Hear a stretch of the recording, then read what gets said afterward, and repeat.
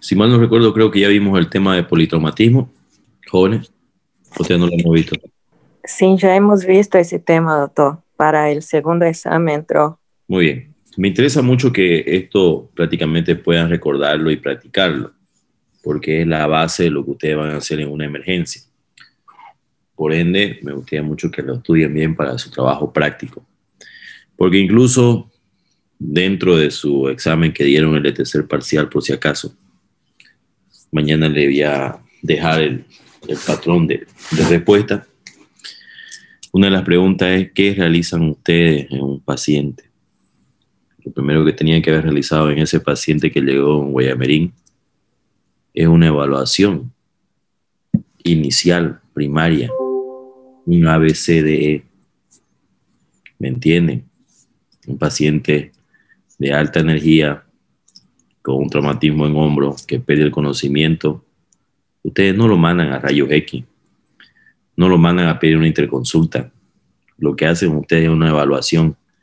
Y se dieron cuenta, la siguiente pregunta decía, luego de su evaluación primaria, decía, ya le estaba yo diciendo qué debían haber hecho en la pregunta anterior. Por eso yo les digo, lean con calma, lean y analicen. La pregunta de abajo le decía una evaluación inicial, o sea que tuvieron que haber practicado el ABCDE. Bueno, empecemos. El politraumatismo, ya bien lo decía, es lo primero que ustedes van a tener que diferenciar y prácticamente empezar a actuar en cuanto tengan el siguiente caso. Los objetivos, conocer las generalidades referentes al politraumatismo, tienen que tener los conocimientos sólidos y básicos sobre la atención al paciente politraumatizado, establecer conductas esenciales para su atención inicial, determinar tentativas de conclusiones, o sea, prácticamente lo que ustedes ya deben de tener como conocimiento sólido básico, y generar nuevos criterios. Eso ya para ustedes, para ver qué ustedes pueden implementar de idea en la institución donde ustedes se encuentren, ya sea aquí en Trinidad, ya sea en Guayaramerín, ya sea en Magdalena, donde ustedes se encuentren, poner estos nuevos criterios en base a todos estos conocimientos que son, como le digo, básicos. Cuando hablamos de politraumatismo, tienen que saber que es a nivel mundial. En todas partes del mundo se sufren accidentes. No hay un límite de frontera. Quiere decir que tanto en Bolivia como en Brasil los accidentes son de similar característica, de alta energía, por imprudencia, por un manejo con, de forma temeraria, por así decirlo, que, bueno, no escatiman consecuencias. Tienen que saber que generalmente afectan las primeras décadas de vida. ¿Esto por qué? Porque generalmente el joven, y en este caso del sexo masculino, es el más imprudente. Y es la primera causa de morbi-mortalidad. O sea, es lo que realmente te llega a matar en cuestiones de minutos u horas. Esto es muy importante, también le volví a decir, que ustedes puedan diferenciar los conceptos politraumatizado, polifracturado, fracturado múltiple, traumatizado múltiple, y lo otro es el policontuso. Generalmente, y lo vuelvo a decir, en las emergencias, nos siguen llegando incluso, ya, quizá ya no tanto con la misma frecuencia, pero el término es politraumatismo. Politraumatismo más fractura. O sea, ¿y dónde lo mandan? A la consulta externa? Si ustedes están dando el diagnóstico de politraumatismo, ¿por qué lo mandan a la consulta externa? Que donde me va a ver a mí, y en este caso, por ejemplo, en la Caja Nacional me va a ver después de casi una semana y media, 2 semanas, cuando haya espacio. Entonces, ese diagnóstico está muy malo. ¿Qué quiere decir? Que no era un politraumatismo por ende, porque lo estás mandando a la consulta externa. Y generalmente son policontusiones, son traumatizados múltiples. Fracturados múltiples no, porque ya obviamente es evidente que el paciente grita por todos lados. O un polifracturado tampoco, porque grita porque está inmovilizado. Porque ustedes sepan diferenciar el politraumatizado a cualquiera de estos otros términos, es la esencia. Por ejemplo, recordar de nuevo, todo aquel que presenta lesiones de origen traumático que afectan dos sistemas orgánicos y que uno de ellos compromete prácticamente la vida, es un paciente politraumatizado. ¿Qué quiero decir? Prácticamente dos sistemas: cardio respiratorio, urogenital, músculo esquelético, y cualquiera de ellos te puede comprometer, obviamente, la vida. Entonces ustedes tienen que recordar que son aquellas afectaciones a dos sistemas y que uno puede comprometerle la vida. Esto aquí ustedes ya lo saben muy bien, cómo es que aumenta la mortalidad, que puede ser de minutos a horas y prácticamente semanas. De segundos a minutos son los grandes traumatismos, donde prácticamente hay una afectación al sistema nervioso, en este caso cerebro, médula, grandes vasos, corazón, aorta, y obviamente el paciente queda en el acto, fallece en el lugar del accidente. Y la forma precoz, que es prácticamente hasta un 30%, son minutos a hora. Por eso es la hora dorada. Esta hora dorada es la que sucede desde el accidente hasta que llega al hospital. Y aquí obviamente ya son, si ustedes se dan cuenta, afectaciones directamente a sistemas orgánicos, hematomas surales, sistema nervioso central, hemotórax, neumotórax, sistema cardiorrespiratorio, rotura esplénica hepática, digestivo, disrupciones pélvicas con pérdida sanguínea, o sea, músculo esquelético. Entonces, miren, ya son afectaciones al sistema y pueden estar asociados y que obviamente uno de ellos te va a matar. Tardías, pues días a semana, y generalmente se deben a fallas orgánicas múltiples o sepsis. Y aquí también me gustaría hablar de lo que sería el tema de la insuficiencia renal aguda, ya, por una mioglobinuria, cuando existe un politraumatismo con gran contusión, con gran destrucción de parte muscular, pues prácticamente toda esa mioglobina se va al filtrado glomerular y prácticamente compromete el riñón y ese paciente entra a una insuficiencia renal aguda. Los factores que influyen en esto, la gravedad de la lesión, ya veíamos. Los factores del huésped generalmente son pacientes que tienen alguna patología de base. El tiempo transcurrido entre el accidente y la atención, en este caso hablando de la hora dorada. Si ustedes han visto algún accidente o han presenciado alguno, hasta que llaman a la policía, hasta que llaman al 110, hasta que llamaron prácticamente al hospital, van pasando los minutos y generalmente a veces a la media hora, lo más rápido que puede irse el paciente a un hospital. Entonces ya ustedes han perdido 30 minutos de esa llamada hora dorada. La calidad de atención. Generalmente ustedes van a ver de que la gente que está colaborando es gente que no tiene una idea de un socorro. Y las personas que se meten ahí, lo primero que tienen es el celular en la mano y prácticamente nadie presta la atención y ese paciente tiene una pésima atención. Un poco de historia, para que ustedes vean, un cirujano ortopedista, prácticamente el 78 es el que desarrolla lo que es el soporte vital avanzado para el paciente politraumatizado, lo que se conoce como ATLS. Y esto posterior a un accidente aéreo que tuvieron. Y él tomó las prioridades de la vía aérea, con un control de columna cervical, respiración y ventilación, circulación, con control de las hemorragias, el déficit neurológico que puede existir, y obviamente el exponer al paciente para prácticamente examinar completamente al paciente y descubrir cualquier otro traumatismo asociado, siempre y cuando se tenga el control de la temperatura, previniendo la hipotermia. Miren ustedes, un cirujano ortopedista prácticamente fue el que realizó esto. Y ahora son los cirujanos prácticamente generales los que están con la vanguardia.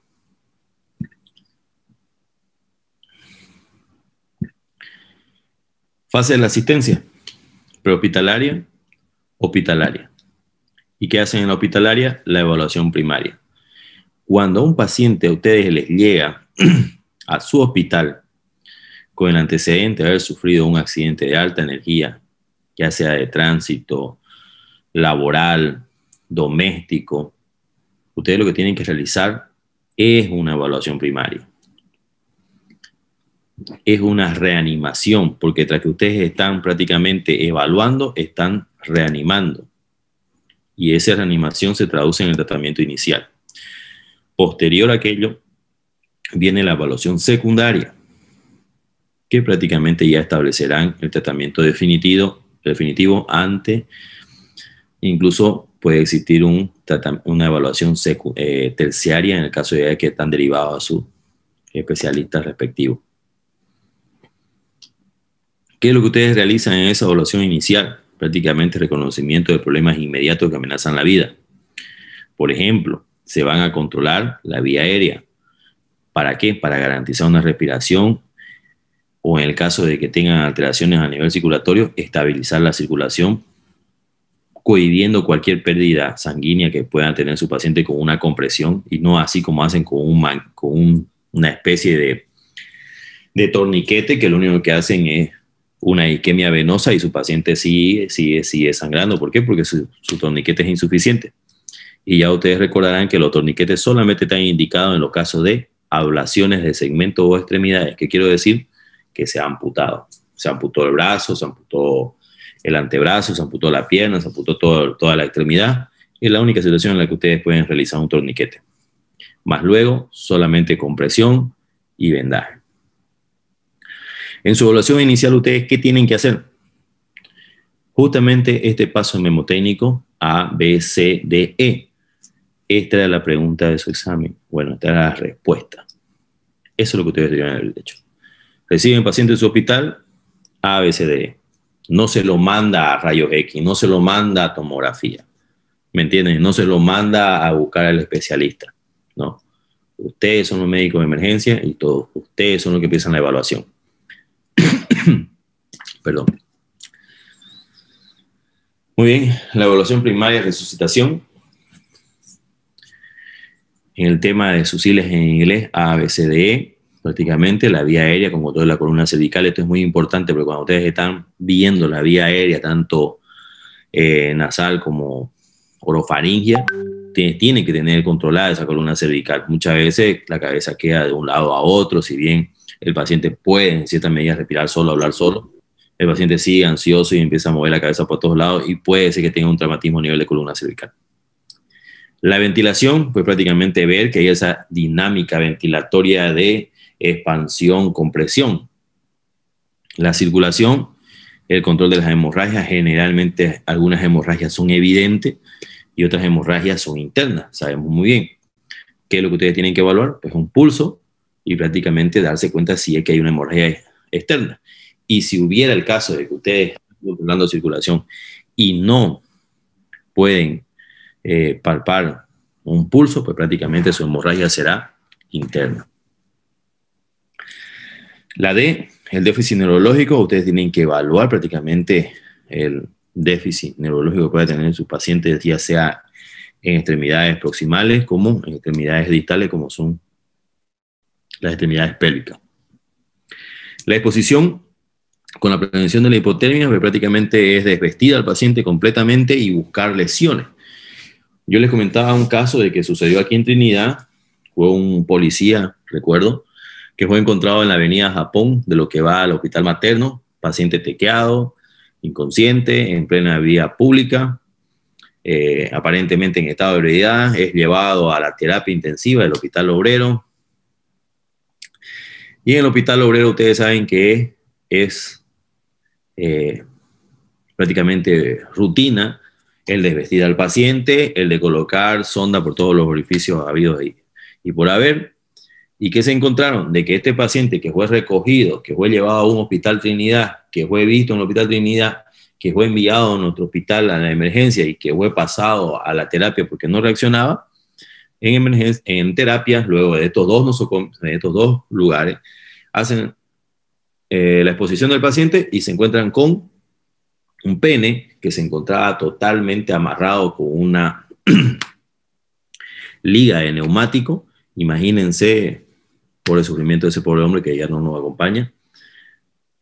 En la parte de estar tequeado, tener su órgano reproductor masculino y obviamente su aparato geniturinario totalmente necrosado por esa compresión que le hicieron. Hasta el momento no se sabe la razón de por qué fue ni completamente, pero es un caso que llama la atención de que pasó por dos instancias, de dos emergencias, y no fue expuesto este paciente, y no fue desvestido, y no fue completamente diagnosticado. Lo único que se conformaron fue un paciente tequeado que no respondía. En la vía aérea los objetivos prácticamente es reconocer un flujo aéreo anormal. Entonces, ¿qué es lo que buscan ahí? Que haya un intercambio gaseoso de fuera hacia adentro, obviamente. La clínica, en el caso de que ustedes traten de reconocer un flujo aéreo anormal, tienen que buscar una respiración prácticamente que sea ruidosa, que sea dificultosa, un gorgoteo, un estridor, una disfonía, ¿me entienden? Esto obviamente con el tema de que ustedes le preguntan al paciente sus nombres, su apellido, lo que ustedes gusten, y el paciente te va a responder con cierto o cierta dificultad. Y ustedes ahí van a entender que hay un flujo aéreo anormal. En el caso del compromiso neurológico, prácticamente un paciente que ustedes saben muy bien que se encuentra profundizado ya, prácticamente acercándose a un estado de Glasgow muy cerca al coma, pues obviamente va a haber una dificultad por caída del paladar blando y el paciente va a roncar, ¿cierto? Ustedes muchas veces van a ver pacientes que quedan desmayados y empiezan a roncar.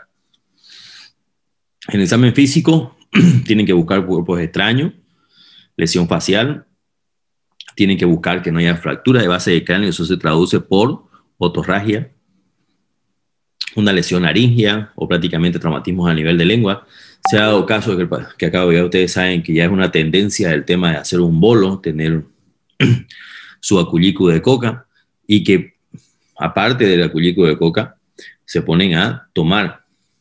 Entonces hay gente que sale a cazar, que sale a pescar, vuelve desvelado con unos tragos encima, y los accidentes de tránsito. Accidentes de tránsito donde pierden el conocimiento y tienen un cuerpo extraño en vía orofaringia. Y es muy importante que ustedes tengan que reconocer eso y retirar. ¿Alguna pregunta? ¿Cómo reconocería a alguien tequeado que tiene un bolo de coca en la boca? Rápido, jóvenes. ¿Cómo reconocerían a un paciente que ha tequeado?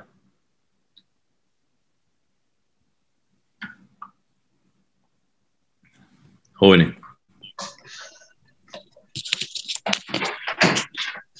Puede ser, doctor, por el color de su lengua, que va a estar verde.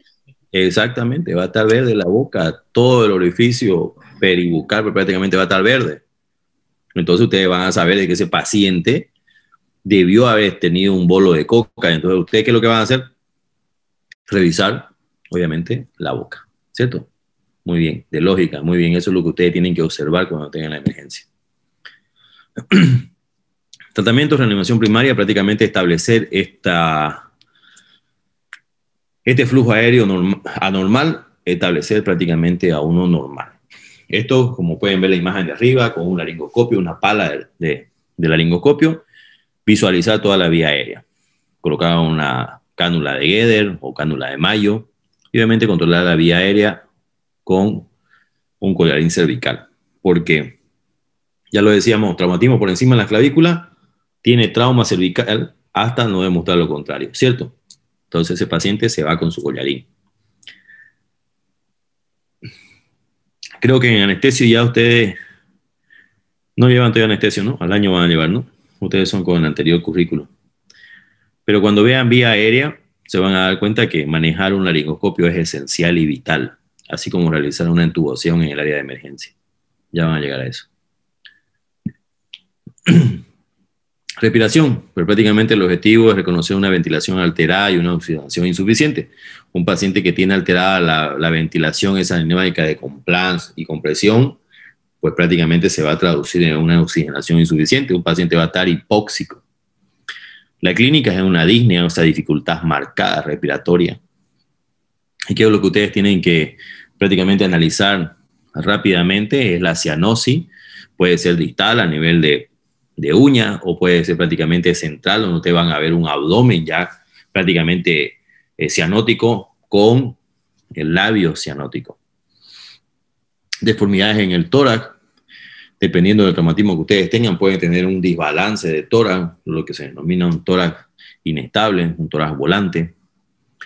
Pueden haber lesiones penetrantes que ustedes tienen por eso que desvestir a su paciente. Pueden haber respiraciones que, aparte de la dificultad, vienen con aceleración en su frecuencia, o que haya el uso de musculatura accesoria. ¿Alguien sabe cuál es la musculatura accesoria? Jóvenes, musculatura accesoria.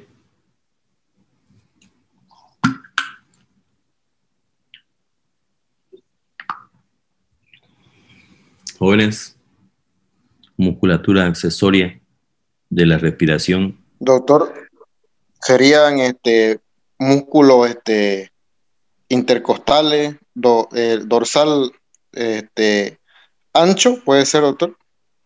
¿No? Más específico. El diafragma puede ser. El diafragma no. Es propio de la ventilación, pero no es accesorio. O sea, es el principal sin diafragma.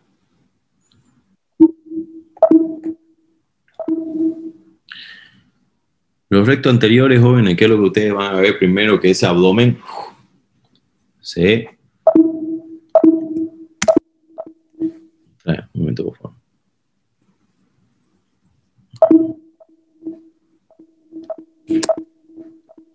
Bueno.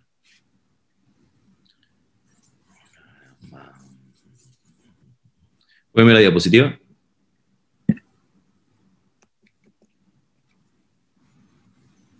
Lo malo de las presentaciones en esto es que se desaparece el puntero y no lo logras ver. Ahora sí.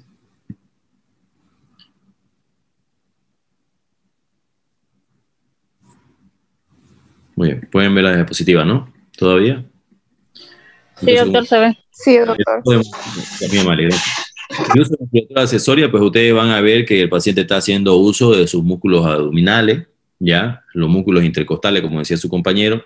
Puede ser el dorsal ancho, como ustedes vean, pero obviamente hasta que ustedes busquen el dorsal ancho, en primer lugar no lo van a pillar, o que buscan los oblicuos, no. Lo primero que ustedes van a ver es que ese abdomen se comprime más de lo debido. El timpanismo, que si ustedes hacen una percusión, van a sentir prácticamente timpanismo donde no debe existir, ¿ya? Y auscultación, pues prácticamente van a tener un silencio pulmonar netamente evidente. Ese fuelle de... ustedes no lo van a poder escuchar. ¿Por qué? Porque hay una colección prácticamente en este caso dentro, ya sea aérea, ya sea prácticamente líquida, como en este caso los sangrados internos que puede haber, ¿no? Los hemotórax. El tratamiento de la reanimación primaria. Esto íbamos a ir viéndolo.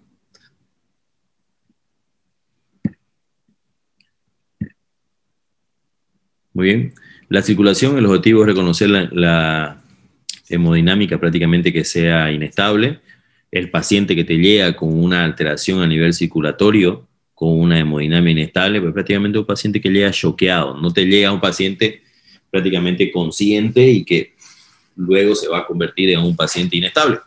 El paciente ya te llega en un estado de shock. Ahora, el examen físico prácticamente se basa en los criterios que son para clasificar a un paciente con shock hipovolémico, como el compromiso de la conciencia, la alteración de los signos vitales, traducido con taquicardia, hipotensión, con debilidades del pulso, alteración de la perfusión, y esto por lo mismo con la cianosis o la palidez que puede existir, y los signos de sangrado, ya sea externos como internos. Igual también ustedes realizan una reanimación primaria. ¿Por qué se han dado cuenta que en el A, en el B y el C hablamos de tratamiento de reanimación primaria? Porque mientras ustedes van diagnosticando, van haciendo un tratamiento. Y el tratamiento es reanimación primaria. Muy bien, aquí tenemos la tabla prácticamente de grado de hemorragia que puede existir, que concuerda y es prácticamente la clasificación del shock hipovolémico. Grado 1, grado 2, grado 3, grado 4. Esto dependiendo de la pérdida sanguínea estimada en un porcentaje menor a 15, entre 15 y 30, de 30 a 40 y mayor a 40% de volumen sanguíneo. Y aquí tenemos prácticamente los signos, pues la taquicardia, la hipotensión, la ansiedad y la diuresis. Que esto, dependiendo de la cantidad, su paciente se va a ver comprometido en cuanto a severidad. Por ejemplo, una taquicardia de un primer grado va a ser 190, 95, o sea, menos de 100 latidos por minuto. Pero en el caso de que ustedes ya tengan un grado 3, donde han perdido hasta un 40% de volumen sanguíneo, esa taquicardia se va a traducir en un pulso prácticamente mayor a 120 pulsaciones por minuto. El déficit neurológico, ustedes tienen que evaluar también después de que han ido paso por paso el estado de alerta, los estado de alerta de su paciente. Esto, recordando la clasificación de Glasgow, buscando los estímulos vocales, o sea, la respuesta a las órdenes verbales, los estímulos dolorosos. En el caso de que no tengan respuesta, determinar prácticamente con la presencia de una reactividad pupilar. Y esto de que ustedes busquen una reacción pupilar, pues prácticamente se apertura el ojo que ustedes van a examinar, y lo primero que hacen es pasarle el haz de luz. Y esto pues no tiene que ser, yo muchas veces veo una emergencia que le abren el ojo al paciente y están ahí con la linterna. Le alumbran directamente a la linterna, la retiran, la alumbran. O sea, esa pila va a quedar sí o sí miótica. Sí o sí se va a contraer. Pero eso porque ya estás estimulando. A diferencia de que si tú haces la apertura y haces el rayo de luz y no tienes respuesta, no tienes que volver a alumbrar el ojo. O sea, no tienes que buscar estimularlo, sino la respuesta inmediata que te va a dar esa reactividad pupilar. La evaluación periférica, que tiene que ser simétrica, buscando sensibilidad y movilidad. ¿Qué quiero decir? Que mientras ustedes están hablando con el paciente o el paciente no les responde y compañía, ustedes tienen que buscar una sensibilidad y movilidad bilateral. Pinchar un lado de la extremidad, pinchar el otro lado de la extremidad y obviamente tener un tipo de respuesta. La exposición es desnudar a ese paciente, meter tijera, no importa si es un pantalón Levi's, si es una camisa Tommy, no importa, se retira hasta las prendas íntimas. Eso se tiene que hacer en la emergencia. Presentar la lesión y prevención de la hipotermia. La hipotermia no es muy buena en el caso de que te produce prácticamente una aceleración del metabolismo y te puede llevar a una cetoacidosis más rápidamente. La clasificación del paciente en cuestiones del déficit neurológico, la escala de Glasgow y la escala de revisada del trauma. Ustedes recordarán muy bien que la escala de Glasgow busca respuesta prácticamente tanto con respuesta ocular, con la apertura de los ojos, esto con su clasificación de 1 a 4, la respuesta verbal, esto obedeciendo no preguntas u órdenes, y la respuesta motora prácticamente obedeciendo órdenes o en situaciones que tengan una posición ya determinada, como prácticamente la flexión o la extensión al dolor, o un paciente que se encuentra prácticamente con los brazos flexionados, pues prácticamente le está dando a entender que tiene una descorticación, y una extensión es una descerebración. Prácticamente el paciente está comprometido. Y en base a lo que ustedes encuentren, ir clasificando 15, de 13 a 14, de 9 a 12, para saber si su paciente tiene una alteración leve, moderada o severa. Y tienen que saber que todo paciente con una cuenta menor de 8 o de 8, ahí me van a corregir,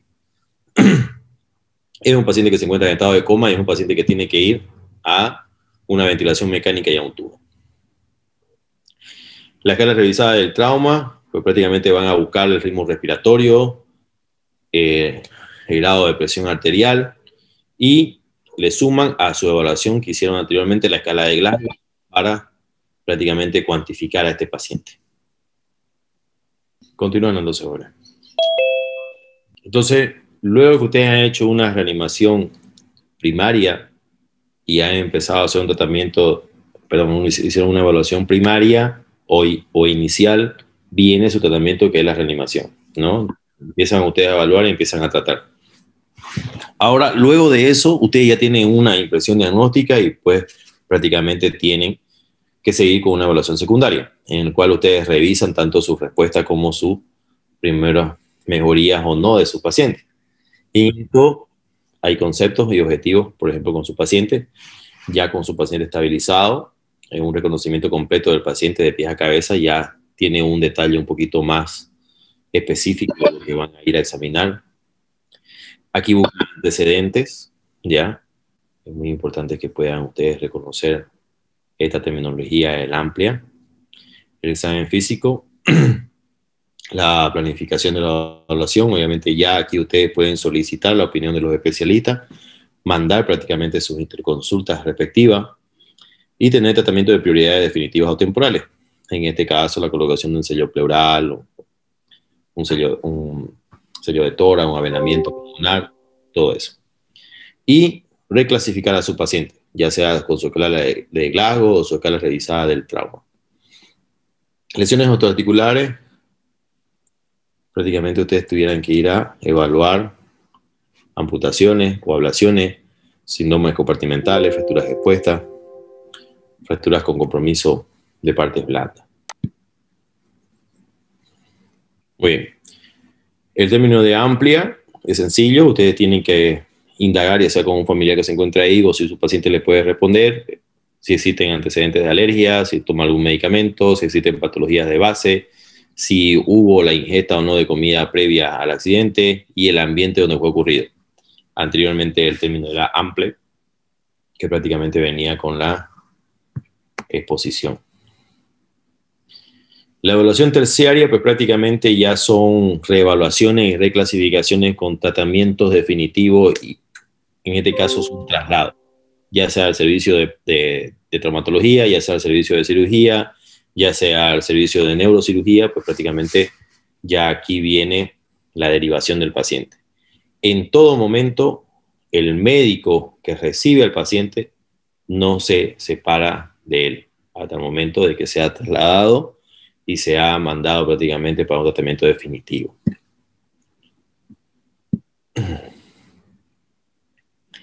Establecer conductas esenciales para su atención inicial, por ejemplo, en la vía aérea, el collarín cervical. Eso ustedes tienen que saber. Si están evaluando vía aérea, paciente con collarín.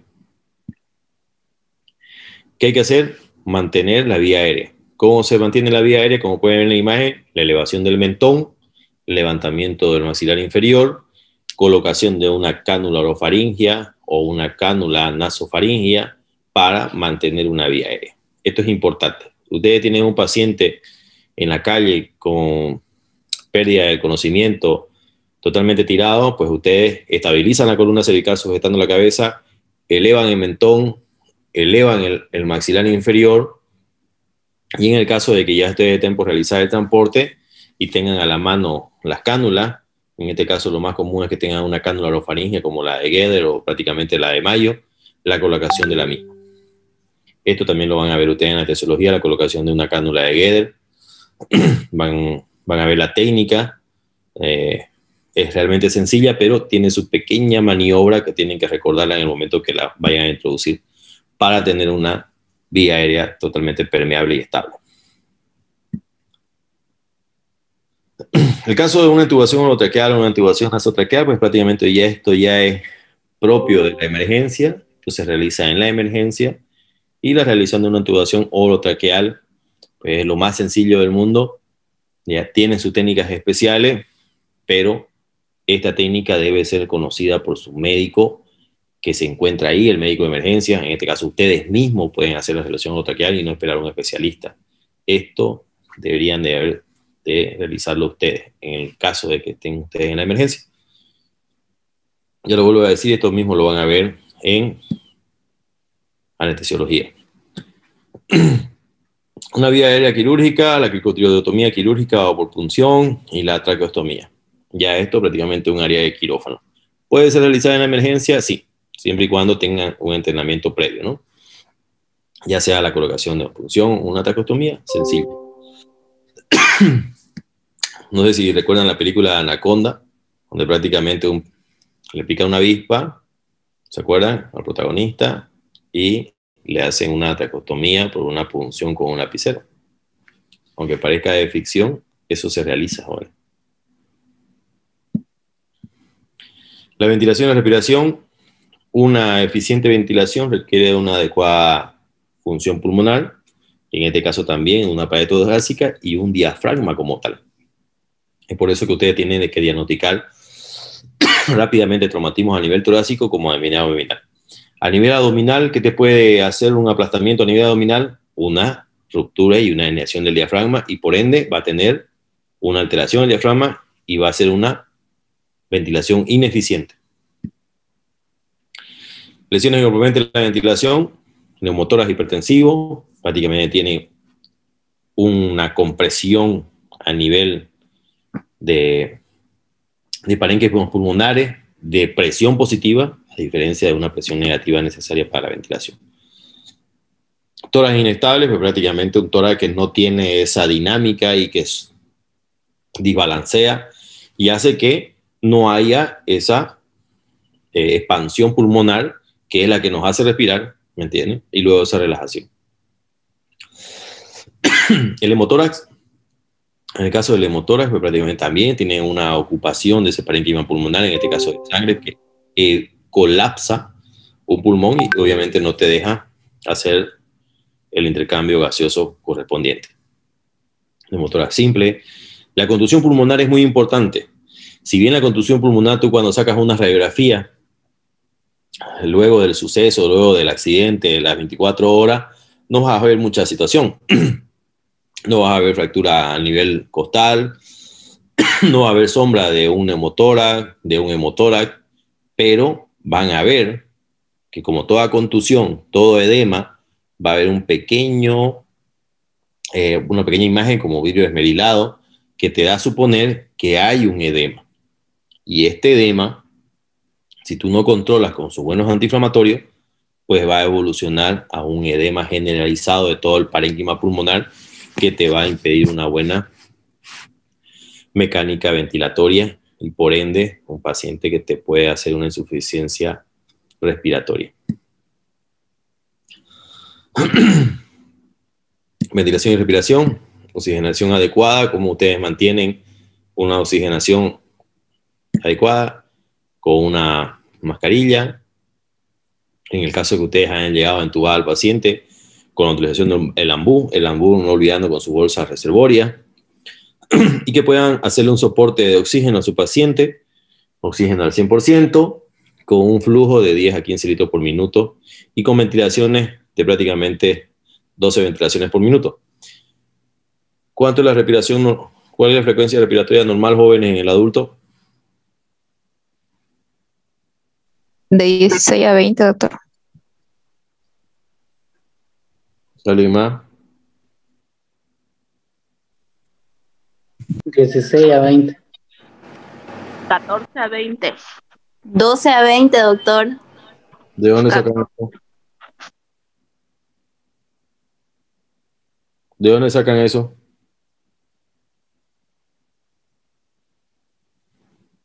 ¿De dónde sacan esos jóvenes? Esos resultados de 14 a 16. Bueno, después me lo muestran. Generalmente es de 24 a 28 respiraciones por minuto. ¿Me entienden? Ustedes mismos controlen su respiración. Van a ver que respiran cada 5 segundos. A lo mucho. Generalmente son de 24 a 28 respiraciones por minuto. En el niño, y dependiendo de la edad, pueden tener respiraciones entre 30 y 60 por minuto. ¿Ya? Ahora, la ventilación con el ambú, pues prácticamente es más pausada. Muchas veces ustedes van a ver de que están transportando a un paciente y están con el ambú. Y no, el paciente no necesita que ustedes le aumenten esa frecuencia porque no permiten que haya ese intercambio gaseoso. Y lo que hacen es hacer un flujo insuficiente de oxígeno. Por eso es que la ventilación tiene que ser de 12 ventilaciones por minuto, suponiendo que el paciente está entubado. Si se contrata con una ventilación mecánica, prácticamente de 8 a 12 ml kilogramo, en este caso hablando de volumen, y una frecuencia también respiratoria de 12 ventilaciones por minuto. Una fracción inspiratoria de oxígeno del 50%. Establecer conductas esenciales para su tratamiento inicial. Esto es muy importante que lo vuelvan a leer. En el caso de que ustedes están examinando una ventilación y una respiración adecuada, el diagnóstico tiene que ser precoz si es que está alterado. ¿Por qué? Porque, por ejemplo, el neumotórax a tensión es netamente una situación que te compromete el estado de vida y que el tratamiento es un drenaje torácico urgente. ¿Y cómo te das cuenta de aquello? Por esa dificultad respiratoria, por esa frecuencia respiratoria acelerada, por la cianosis que va a presentar tu paciente porque no está pudiendo respirar, por esa inmovilidad en el lado traumatizado que se va a traducir como un hemitórax, o sea, ese tórax del lado lesionado y hiperinsuflado. ¿Por qué? Porque adentro pues tiene una cantidad de aire que sobrepasa los límites de la cavidad, la desviación de la tráquea. ¿Por qué? Como ustedes pueden ver, ese aire prácticamente está empujando todo el mediastino y todas las vías respiratorias hacia el lado contralateral porque va aumentando de volumen. La ingurgitación yugular, ¿por qué? Porque el retorno venoso se ve probablemente alterado, retenido. ¿Por qué? Porque la presión dentro de toda la caja torácica es mayor afuera de ella y por eso que existe esta ingurgitación yugular. Puede desarrollarse en cualquier momento y sobre todo en pacientes que se encuentran entubados y en la ventilación mecánica. ¿Por qué? Porque la ventilación mecánica es a presión positiva y no a presión negativa como en la respiración normal. Lo que tiene que hacer, drenaje torácico urgente, un avenamiento pulmonar. Prácticamente liberar esa cavidad de ese volumen de oxígeno. Una situación también diferente que también ocupa espacio, el hemotórax, en este caso es un hemotórax masivo, ¿ya? Hablábamos que tienen ustedes que hacer precauciones, tienen que diagnosticar timpanismo o matidez donde no tiene que existir. Por ejemplo, a nivel del lado derecho, ustedes encuentran a nivel ¿cómo se llama?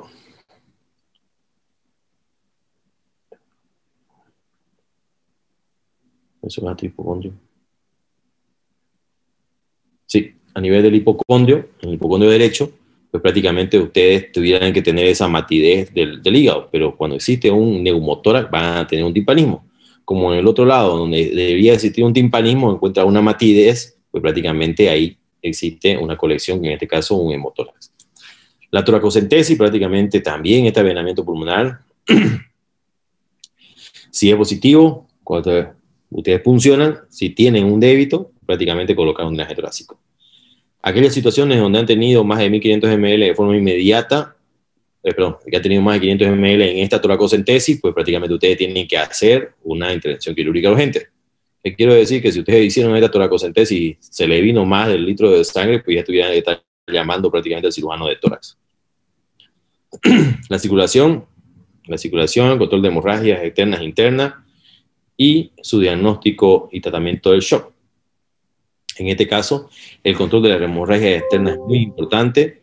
Hay que identificar y controlar prácticamente durante su evaluación primaria y identificar lugares donde pueden estar sangrando. Por ejemplo, el escal craneal. Ustedes han visto algunas lesiones a nivel del cuero cabelludo que por la gran vascularidad que existe a nivel del cuero cabelludo, tranquilamente te puede llevar a un shock hipovolémico por su pérdida sanguínea. La realización de una capelina firmemente apretada alrededor del cráneo, salvo en el que tengan ustedes ya una alteración a nivel de calota o necesita hundimiento, se realizan las compresiones. ¿Por qué le vamos a esto? Porque es lo más común que ustedes pueden tener de pérdidas sanguíneas externas. Una pregunta, jóvenes, ¿saben realizar un vendaje de tipo capelina? No, doctor. No, doctor. ¿Saben vendar No, una doctor. ¿Ya saben No, vendar doctor. Voy a tratar de bajarme un video, ¿ya? Pero es sencillo.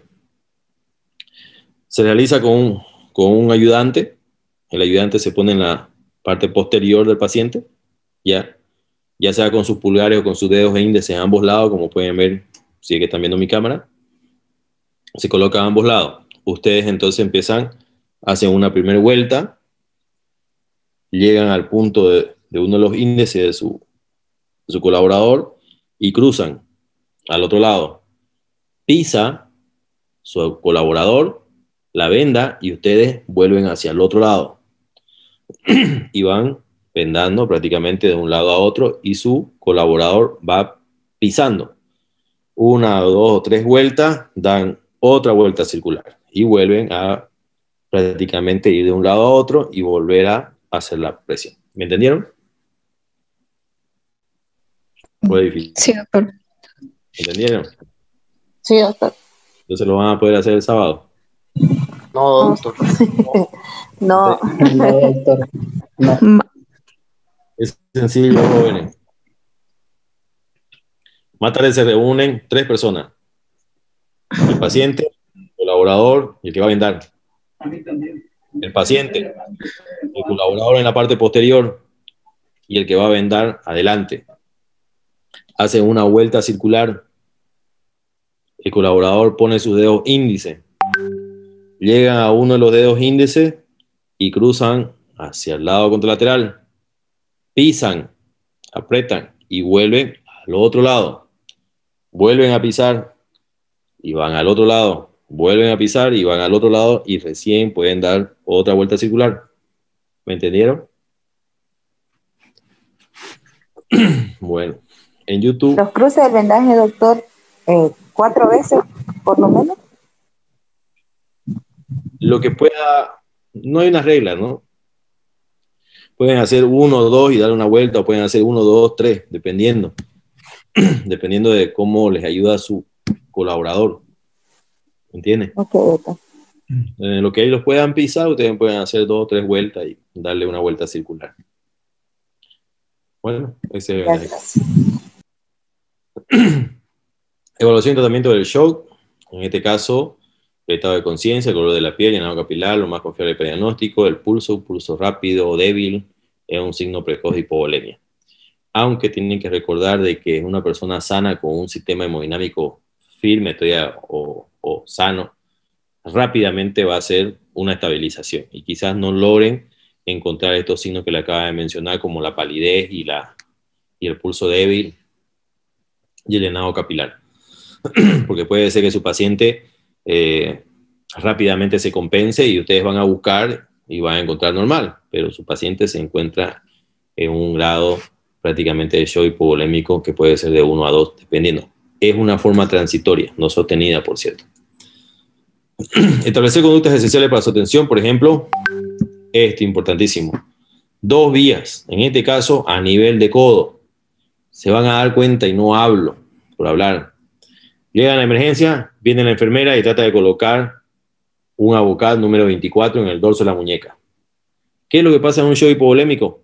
Pues prácticamente hay una redistribución. Todo lo que es periférico se encuentra prácticamente por vasoconstricción de ida hacia los órganos esenciales y hacia el centro del cuerpo para aumentar el volumen. Entonces, te va a costar mucho tratar de canalizar a nivel del dorso, a nivel distal, con un Avocat número 24.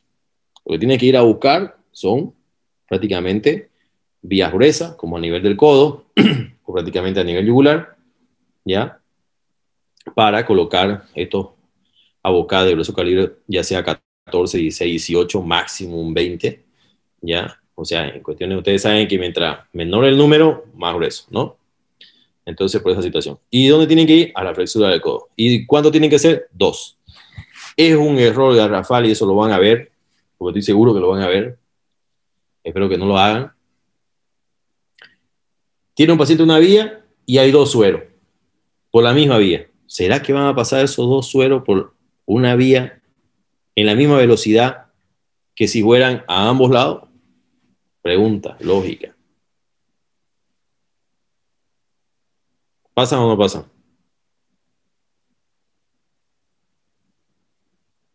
Si yo cojo una sola vía y paso 2 sueros y me cuelgo de los sueros, empiezo a apretarlos, ¿será que pasan rápido a diferencia de que tengo 2 vías?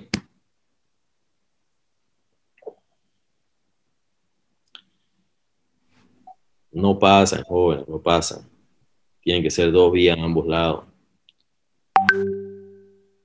No se colocarán vías centrales durante la evaluación primaria. ¿Por qué? Porque colocar una vía central, ya sea en este caso subclavia, ya es más técnico y más aparatoso, y obviamente el volumen del calibre no es lo mismo que prácticamente una vía periférica a ambos lados de la flexura del codo o prácticamente una vía central a nivel de vena yugular.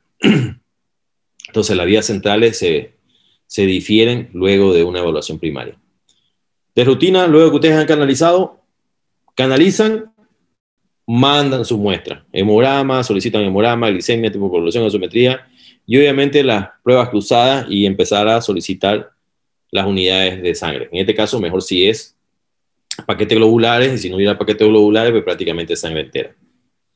Comenzar la infusión, en este caso la reanimación, con cristaloides, las soluciones que ustedes conocen, las gelatinas, que son los espesores plasmáticos, o la sangre entera en el caso de que hubiera la necesidad. Siempre mantener a una temperatura ambiente a nivel corporal. Y esto es importante, nunca meter la sangre al microondas ni porque crean que es más rápido. Siempre en una hornilla con prácticamente alguna solución que pueda realizar el cambio de temperatura. Importante cuando ustedes están haciendo la reanimación inicial de la fase circulatoria, el descartar los taponamientos cardíacos. El taponamiento cardíaco prácticamente es esa ocupación a nivel del pericardio que te puede comprimir el corazón, que te evita que haya esa compliance para la contracción muscular.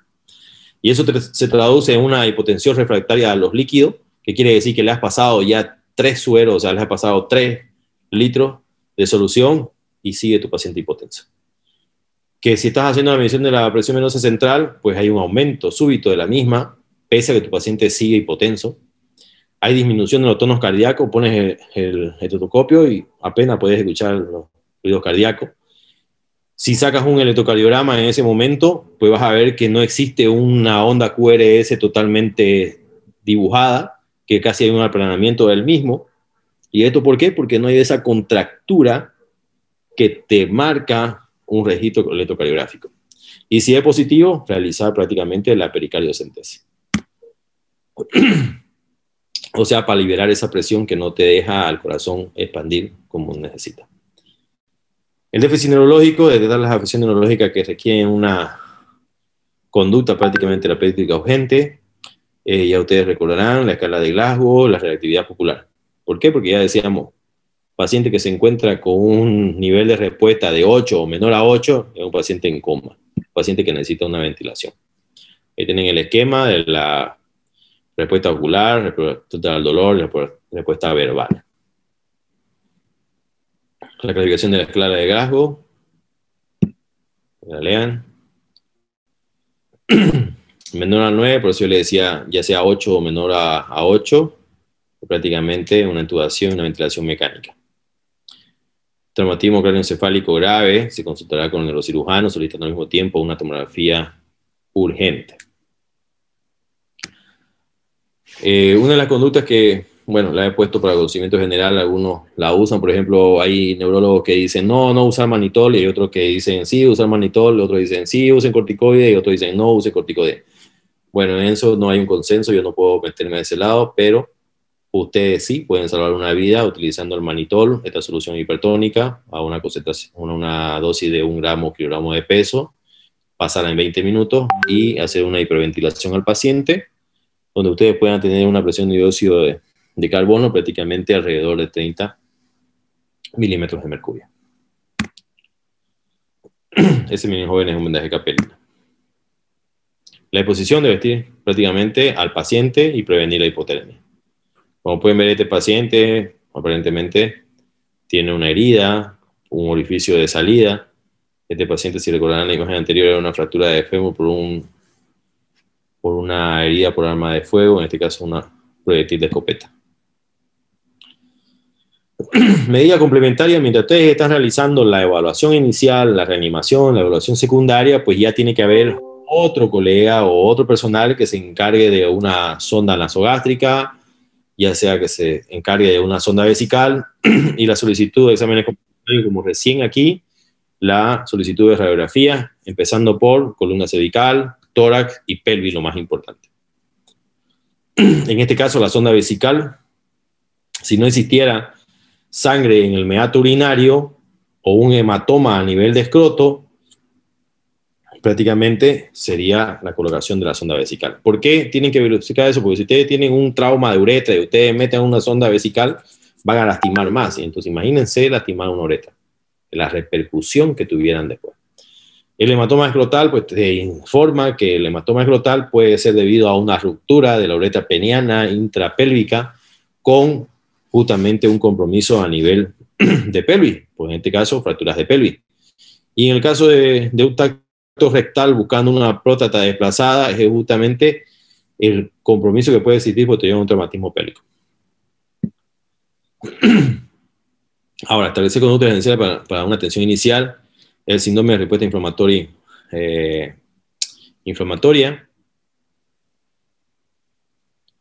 Aquí, un momentito, vamos a corregir esto.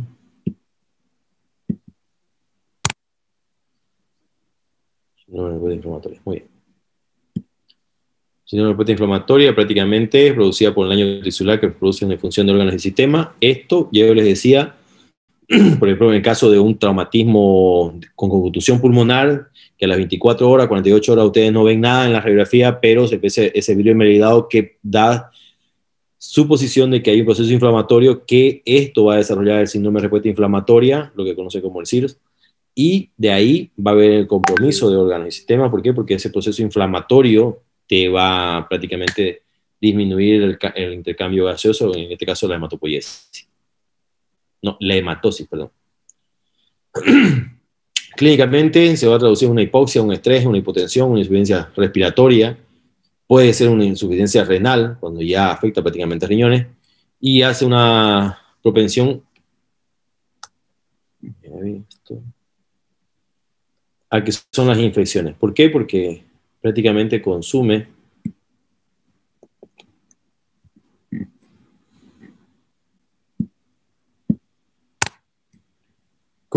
toda la respuesta inmunológica del paciente. Cuando las sustancias proinflamatorias, como por ejemplo la interleuquina 6, exceden a las antiinflamatorias, por ejemplo, las antiinflamatorias, perdón, las interleuquinas 1, 4, 10, 11 y 13, aparece este síndrome de respuesta inflamatoria sistémica, lo que se conoce como el SIRS. Cuando los antiinflamatorios prácticamente exceden a las proinflamatorias, aparecen las infecciones. Esto se debe a que prácticamente, bueno, ustedes saben que hay una cascada inflamatoria, hay una migración celular, y cuando ustedes utilizan bastante antiinflamatorio, inhiben esta respuesta inflamatoria, inhiben esta quimiotaxis, y por ende no aparece el sistema inmunológico en el lugar de la lesión, y es por eso que aparecen las infecciones. Ahora existen prácticamente... ya se me está olvidando. Sí, se puede poner sistémica.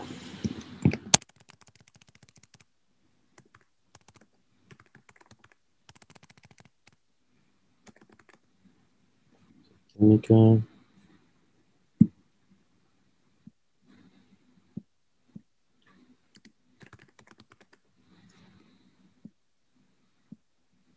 Muy bien. Existen 4 grados de respuesta sistémica. Prácticamente no hay síndrome inflamatorio de respuesta sistémica. Hay una respuesta leve, el paciente se recupera en día. Hay una respuesta masiva, en este caso el cuadro es precoz y te puede llevar a la muerte. Y en el caso de que se presente un cuadro inicial moderado, se puede agravar en días y prácticamente se puede empeorar como un segundo insulto. ¿Esto cómo quiere decir? Que ustedes agreguen una cirugía. Un paciente que te puede llegar policontuso, que estás viendo de que tiene una respuesta inflamatoria sistémica leve, pero tú le agregas, en este caso se llama insulto, un trauma más, como una cirugía que puedes diferir, pues prácticamente te puede llevar a una respuesta inflamatoria sistémica grave y ya no masiva.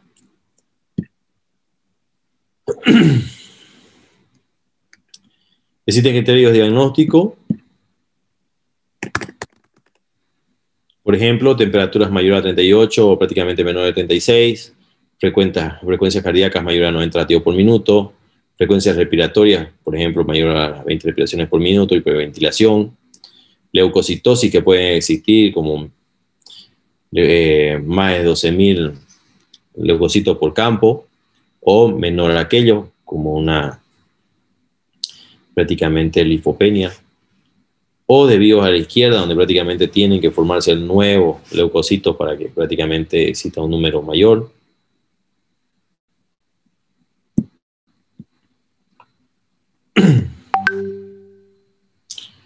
Aquí tenemos la evaluación del paciente según sus condiciones metabólicas. Esto es un pequeño determinante del pronóstico de su paciente. Por ejemplo, la condición fisiológica, los determinantes. Aquí tenemos, por ejemplo, algunos parámetros como la presión arterial, el nivel de lactato, el déficit base, el tema de las plaquetas, el tema del fibrinógeno, el tema de la temperatura corporal, el tema de lesión de partes blandas, que te va a ir catalogando en un paciente ya sea estable, inestable, un paciente borderline o límite que se llama. Entonces, de acuerdo a eso, ustedes van a tener prácticamente un pronóstico de su paciente. Bueno, con todo lo que hemos avanzado, pues prácticamente la tentativa de conclusión. Tienen que saber que una atención rápida y adecuada mejora de forma significativa el pronóstico vital y final del paciente. O sea, mientras más rápido ustedes respondan, mientras más eficientemente respondan, el pronóstico de su paciente va a ser mucho mejor. Durante una revisión primaria se identifican situaciones que amenazan la vida y obviamente se tiene que comenzar con su tratamiento. Todo paciente traumatizado con lesión de columna cervical, o sea, todo paciente politraumatizado, tiene lesión de columna cervical hasta no demostrar lo contrario. ¿Qué quiere decir? Paciente que ustedes reciben de un accidente de tránsito de alta energía, tiene que tener un Willebrand cervical y tiene que ser diagnosticado, aunque sea con una impresión diagnóstica, de lesión de columna cervical. Todo paciente con depresión del sistema o del nivel de conciencia se da por supuesta obstrucción de la vía aérea, que quiere decir que ustedes tienen que hacer la apertura de la vía aérea y si el paciente no contesta prácticamente a su llamado, ustedes tienen que mantener esa vía aérea permeable. Porque obviamente se puede prácticamente obstruir la vía aérea por el caimiento del paladar blando y de la lengua, ¿cierto? Entonces, todo paciente con un nivel de conciencia bajo, ustedes tienen que examinar la vía aérea y mantener la vía aérea. Toda hipotensión que siga un traumatismo es causada por hipovolemia hasta no demostrar lo contrario. ¿Qué quiero decir? Una hipotensión que tengan ustedes en un paciente politraumatizado, tienen que sospechar que el paciente tiene una pérdida sanguínea, hasta que ustedes puedan demostrar que es o no es. Todo paciente politraumatizado en estado etílico, paciente que ustedes sientan el olor a alcohol, debe ser considerado como con un traumatismo cráneoencefálico hasta que no demostrar lo contrario, y más aún si han pasado 4 o 6 horas. ¿Por qué 4 o 6 horas? Porque en ese momento el paciente ya debe perdón, disminuir su nivel de alcoholemia. Ustedes saben que una borrachera no va a pasar más allá de las 6 horas. Si ese paciente se ha quedado dormido por el estado etílico que tiene más el accidente, pues ese paciente tiene que recuperar el nivel de conciencia entre 4 a 6 horas. Caso contrario, es un paciente con traumatismo cráneoencefálico que puede comprometer su estado de vida. La evaluación secundaria no debe iniciarse hasta que la revisión primaria se haya completado. ¿Qué quiere decir? Que si ustedes han terminado el A, B, C, D, E, ustedes recién van a una evaluación secundaria, o sea, a una reevaluación, a una reclasificación. Es importante también, y es pregunta siempre que realizan los estudiantes, la secuencia del ABCD. Esta puede ser alterada en cuestiones del orden, siempre y cuando se tome en cuenta la prioridad o la causa inminente de muerte. Por ejemplo, si tienen una hemorragia, ustedes no van a empezar a revisar vía aérea, sino van a empezar, obviamente, a controlar y a mantener la circulación. Quiere decir que se saltarán el A y el B, pero deben continuar con esto justamente, el A, el B, el D, el E. ¿Me entendieron, no? Si el paciente está sangrando, pues ustedes se van directamente a la C y compañía. Realizar la primera evaluación y la segunda evaluación se tornará cada vez un trabajo de verdadero equipo, porque van a ver de que ya tienen a disposición tanto ustedes como médicos, como licenciadas, como manuales, como equipo de laboratorio, como equipo de rayos X, e incluso con los especialistas de cualquier servicio donde ustedes vayan a enviar a su paciente. El evaluador inicial jamás abandona a su paciente. Esto es muy importante. ¿Por qué? Porque la información que ustedes ofrezcan al siguiente que va a realizar una evaluación es lo importante. Bueno, esto ustedes lo pueden analizar ya en casa. Tenemos menos de un minuto.